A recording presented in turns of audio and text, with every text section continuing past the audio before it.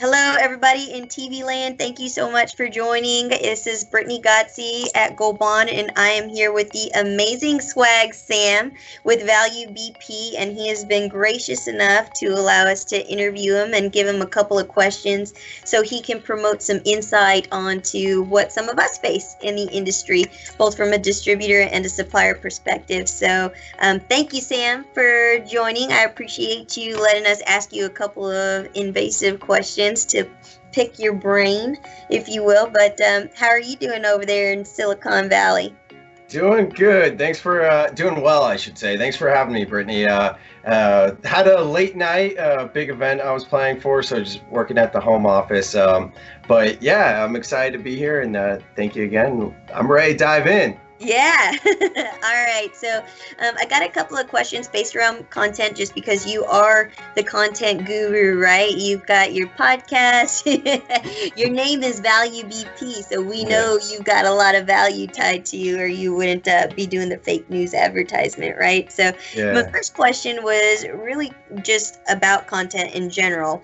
Coming from somebody like you who has a ton of experience and a lot of exposure into different dialogues with different customers and different perspectives, what type of industry content is out there that helps you develop your own content for Value BP when you're talking to your clients? Totally. And I appreciate that. I'm just getting started. We all are, and it's fun doing content marketing. And I think, to me, personally, I feel like I want to change the conversation. I don't want to talk about products. Products are something that we all sell, right? And I think you being on the supplier side, it's a little bit different than being on the distributor side. Like, if I were on your side, I love the product videos you do, because that's great educational tools for us as distributors. But for me, like, I do want to start doing videos soon for my clients and show that kind of stuff. But before I really do that, I want to change the conversation and talk about like life type stuff, or even I'm planning like a event planning ebook right now as a lead magnet, something like that, where a lot of our clients in the industry are event planners, right? So rather than me talking about products, I rather be perceived as a thought leader in, hey, here's an actionable ebook with checklists and things like that you can use for your next event. And then you give them something like that. I got started in the industry following David Blaze, so I'm a big believer in the law of reciprocity. And a lot of us do that with spec samples, and that works great. I do that all the time, and that gets deals, right? But I'm kind of, you're talking about content marketing. I'm taking that same philosophy and wanting to put out resources out there with the law of reciprocity as it relates to content versus, products. Yeah. So that's kind of my approach. Yeah, same, I guess, thing, just a different perspective, if you will. You're more of a concept, or we're more of a here's why you need to choose this version of it type deal. So yeah, that's awesome. I love that event-based planning thing. I can only imagine how helpful that might be to your clientele, because that's the most chaotic part of their role. I'm sure promotional products isn't necessarily the highest priority on the spectrum, maybe on all fronts, but I'm sure they're like, you have to help me figure out how to make this event amazing. Yeah.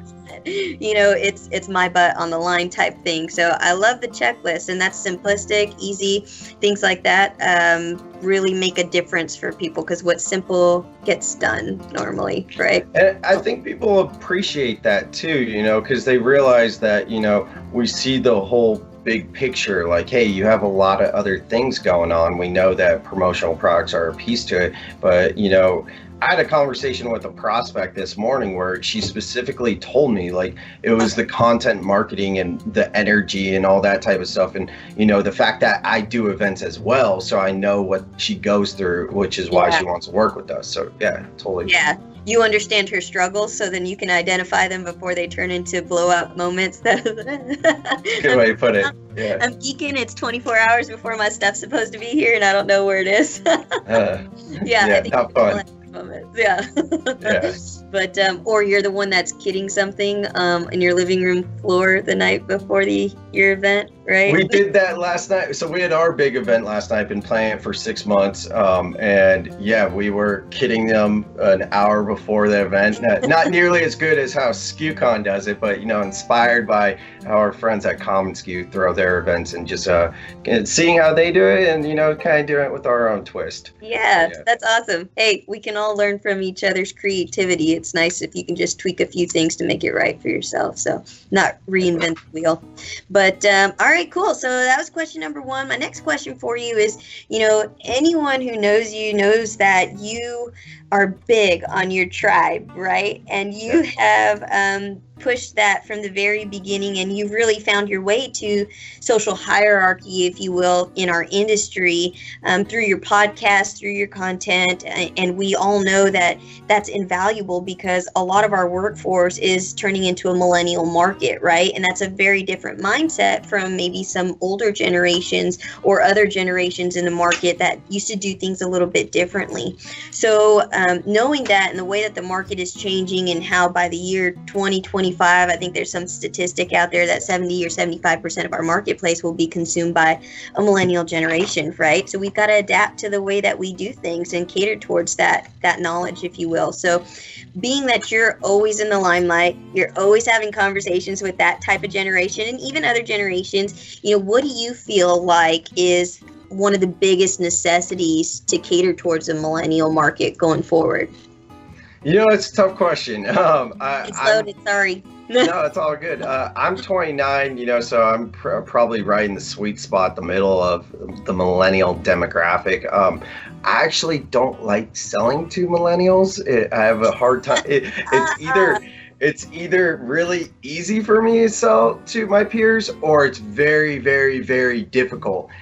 So it's kind of a tough question, but for me, I got started with networking around 23. I was on the board of 2 different chambers by 23 or 24, went through leadership courses, chaired a young professional group from like 24 to 27 or something. So do a lot of networking with millennials and young professionals. And to relate it back to content marketing, I'm actually one of the ebooks and lead gen things and thought leadership type things I'm working on is talking about Gen Z.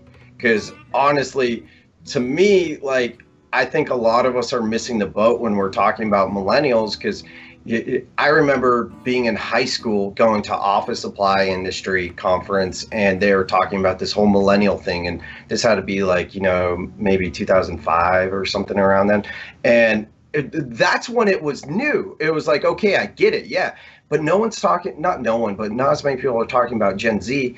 And I forget when it is, but it might be next year, in the next couple of years. Gen Z is actually, I forget if they're entering, I haven't done my research recently, it was a few months ago, either college or the workforce. So really, they're right around the corner. So what I want to do is become a thought leader in how to set yourself up professionally and show how I've done it at 23 to the early years, so that I can capture that next generation. Because for me, there's nothing that I'm going to really do differently with millennials at this point, but I'm setting myself up where 10 years from now, when I'm 40, I want to be able to relate to the younger demographic and not be a 40-year-old guy that's selling swag. I want to be cool swag Sam then, right now I'm doing fine. What's that? I got some plastic wooden nickels for you. Yeah. Yeah, exactly. The pogs we were talking about. Yeah. But yeah, so for me, I'm really preparing in advance because I want to make sure I'm able to be successful in this industry for a long time and not just right now when things are going well. So I want to be like, hey, this is how I did it when I entered the workforce. Because, like you said yourself, a lot of the millennials are buyers, and 10, 15 years from now, it'll be Gen Z. And by that point, I don't want to be irrelevant. So I'm trying, exactly. Yeah, I'm looking towards the future. So I hope that helps a little bit. But yeah, absolutely. So, well, I guess kind of a secondary question, which is, I'm sorry, this is super on the fly, but just because it's relevant, since Gen Z is a developing demographic that you're actively pursuing, is that why you're doing the cool events that you're doing in the Silicon Valley scene and kind of in the bar scene and stuff like that? Have you found that that's been super helpful? Yeah, when I got started in networking in general, I'd go like the chamber mixers, and I did all the different networking things. I didn't really like BNI or Latip, that type of stuff. But I went to multiple young professionals organizations and found the chamber that I liked, the YP group. They're the best. And I noticed that, whether it was people on the board or being at these events with execs from big companies, I would just be like, so hypothetically speaking, say I sold promotional products and I want to do business with X company, how would I go about doing that? And I remember saying that when I was like 23 to an exec at a big healthcare company, and she goes, well, do you have a card? And then from there, looking back, they're one of my top clients. And not only that, I have strong partnership with them. They support a nonprofit for anti-bullying, and we're doing this mixer next week where I'm donating like 20 polos, I think it is, for all the celebrity bartenders to support anti-bullying. So, it's very subtle in the donation that it's like, oh, thanks for the polos, but then it's like, oh, Swag Sam does polos, he does promotional products, right? And then for us, giving back to the community and all that. So it just, one thing, you get started in networking and then you just kind of branch out and you start to meet other people. And like, I got my start through the young professionals, and my dad told me at a young age, like, if you're in college and you're going out and you're selling office supplies, because they tried to get me to do that for the family business, the older buyers will be like, oh, look at this kid hustling, I want to support them, and they'll emphasize with you. Mm-hmm. I was no good at selling office supplies, so that never worked for me, but it worked for me for swag. So, I'm in the swag industry versus that. But yeah, I mean, that's what I'm saying, long-winded, but I found my success through young professional networking. So I want to establish myself as a thought leader through content marketing for the next generation. So that's why I'm trying to build my brand now. It's just starting. So because I haven't done anything special yet. So we'll see. Well, whatever. I see you're following on podcasts and I hear your content. You always have really cool people in the mix too. I like the meditation one because that's one that I definitely need in my life. Don't we all? Don't we all? I just got into transcendental meditation. I can't even say it, but yeah. So 20 minutes, twice a day. Yeah. So do you do it in the morning and at night? Something to get juices flowing and to unwind. Yeah, it's tough. It's tough to get it in there, but yeah. I'm on like day 3 after the 4-day training, so just getting started. Yeah, good little mental workout, mental boost for you, if you will. Yeah. We'll have to continue that on the next segment, is how to deal with the chaos, right? Yeah. All right, but well, I really, really appreciate you letting me steal some time for you. I always got to finish with a super selfish question for myself, and then give you the opportunity, maybe ask one if you want to. But out of curiosity, because this is for Gold Bond, do you have a favorite Gold Bond product, and why is it your favorite? Yeah, thank you for asking. It's not selfish at all. We love working with Gold Bond, and I'm working with our rep Alexis right now for this really cool full color wrap drinkware item where we're going to the What Up Silicon Valley podcast logo, and I'm excited for that because, as you know, our logo is like 6 colors or something. Yeah. So yeah, and I think it's sublimated on the glassware, right? Yes, it is. So yeah, I'm excited for that because it's tough with all these colors, and a full color wrap, the wrap too. So yeah, absolutely. Everybody likes to, even if they don't have a full color logo necessarily, it's nice to drop some really cool depictions that tie into the theme in the background. So for instance, maybe it's a Chicago skyline, or it's a dance team, and moms will go crazy if you put their baby's face on a mug. So just take a picture on your phone, slap it on the mug, and voila, it's an easy sell for you to create some revenue for their their uniforms or their traveling expenses, things like that. So we find a lot of people that want the full color. So I very much appreciate you picking a full color mug, my friend. But thank you again for your time. I can tell you how much I appreciate it. I know you have a lot of fans inside the building and outside the building in the industry, so it's been an honor to have you at Gold Bond for a little bit. But I guess to be continued. I want to do the meditation one with you. You got to do that with Charlie. Yeah. But no, it's been an honor. Thank you. I appreciate your time, and being on your video show.